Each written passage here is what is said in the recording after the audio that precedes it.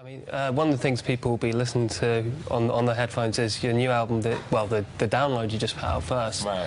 And then you've got another album coming out end of the year. I mean, what's the difference going to be in the styles? Is there a big difference in the type of music you got on both records? Yeah, it's a difference in styles. I've released 3 albums worth of material in the last, 2 months. It was the Big Ten, which was celebrating the 10-year anniversary of my first mixtape. The Lost Tape followed that, and then I released Murder by Numbers. So for me, the next wave of music won't be out until November, and it's Street King Immortal. It's the actual studio album that's being marketed and promoted by Interscope. So the first single will be out Tuesday. It's myself, Alicia Keys, and Dr. Dre.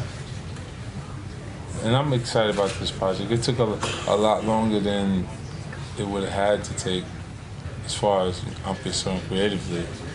But the process of going through audits and being at the end of the actual contract kicked in. So it was a headache, but it worked itself out. So. What did you reckon when you put it out there like that? Well, I didn't know whether it was marketing because of the timing of it. Like you said, it was a week before its release. I think the actual gay community would have to get out and support Frank Ocean, or it would seem like because he's actually gay, people aren't buying his record. Would you think of him as an artist, just music-wise? I think he's cool. The Novocaine record was dope. Yeah. You know what I'm saying? I don't have a problem with Frank Ocean. I think if you have a problem with Frank Ocean, you should have had a problem with Luther Vandross. You should have had a problem with Kenny Green.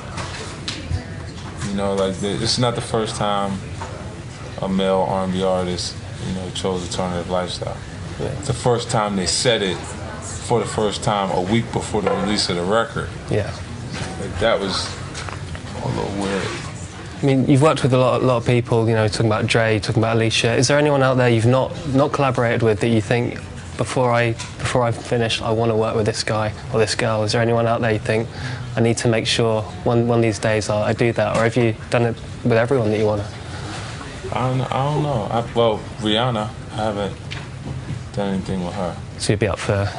Yeah, I gotta do something before I'm finished. I gotta do something with her. Other than that, who else? I don't know. I'd want to work with Frank Ocean.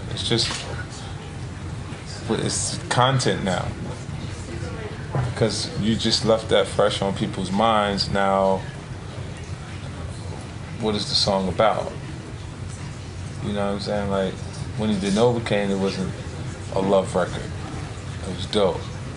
Just the music, content. Now, a lot of times, people in the R&B genre cling to love. And I get really excited when they make really strong efforts that don't actually have love involved or, relationship-based content. So, these SMS headphones, why should people be buying them? Tell us all about them. Oh man, it's exciting for me to be able to bring something to the actual market that I feel like is completely up to standard.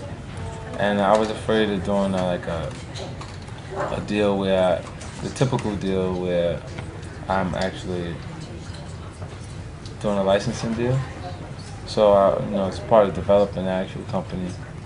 And I had to acquire Kono Audio to develop SMS Audio. So it's cool. They were really experienced. They specialized in child safety products, so it's cool. We was able to successfully complete this batch of projects, and for me it's the Street wired headset, the Street Wire over ear, and the Sync headset.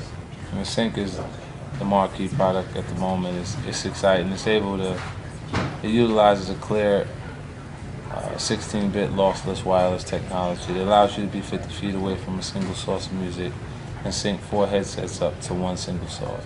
Cool. I mean, a lot of guys have got headphones out now. Got Dre with his Beats. We've got our man Tinchy over in England. He's just launched his own range. What was his name? Tinchy Strider. He's got his own things. Why are yours better than all these other guys? Well, I just took the time to make sure the things that I wanted out of actual headset was within this actual product. So to me, it was important that I would be able to develop headsets that were durable. I also, wanted to make sure that the sound quality was set for music. I listen to music of all different genres. Hip hop is the musical culture that absorbs all music cultures.